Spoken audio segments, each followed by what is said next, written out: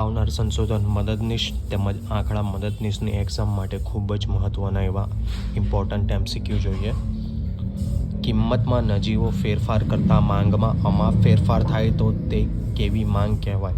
મૂલ્ય સાપેક્ષ, મૂલ્ય અનપેક્ષ, સંપૂર્ણ મૂલ્ય અનપેક્ષ કે સંપૂર્ણ મૂલ્ય સાપેક્ષ? તો આન્સર આવશે સંપૂર્ણ મૂલ્ય સાપેક્ષ.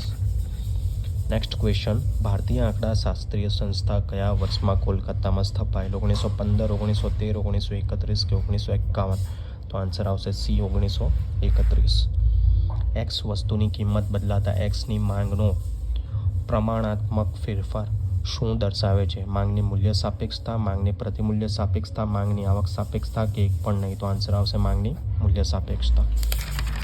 નેક્સ્ટ પ્રશ્ન તરફ આગળ વધીએ.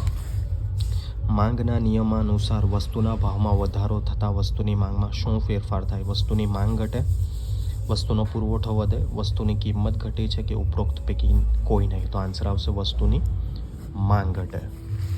ચેક કરો મિત્રો આમાંથી કેટલા પ્રશ્નો તમને આવડે છે. આ વિડીયો એક તમને રિવિઝન તરીકે પણ પુરવાર થઈ શકે અને તમે ઝીરો પ્રિપેરેશન કરી હોય તો ડેફિનેટલી આ વિડીયો તમને હેલ્પફુલ થશે.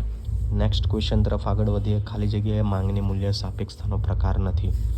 એ સંપૂર્ણ મૂલ્ય સાપેક્ષ માંગ છે, સંપૂર્ણ મૂલ્ય અનપેક્ષ માંગ એ પણ છે, ઋણ મૂલ્ય સાપેક્ષ માંગ આ નથી, તેમજ એકમ મૂલ્ય સાપેક્ષ માંગ. તો આન્સર આવશે સી ઋણ મૂલ્ય સાપેક્ષ માંગ.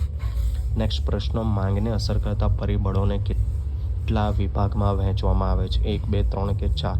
તો આન્સર આવશે 2. માંગ રેખાનો ઢાળ કેવો હોય છે? ઋણ ઢાળ, ધન ઢાળ, એક્સ ધરીને સમાંતર અને વાય ધરીને સમાંતર? આન્સર આવશે એ ઋણ ઢાળ. તો આ વિડીયો તમને જો સારો લાગ્યો હોય તો લાઇક અને શેર કરવાનો ભૂલતા નહીં અને હા ચેનલ પર નવા હોય તો સબસ્ક્રાઈબ કરી દો દોસ્તો.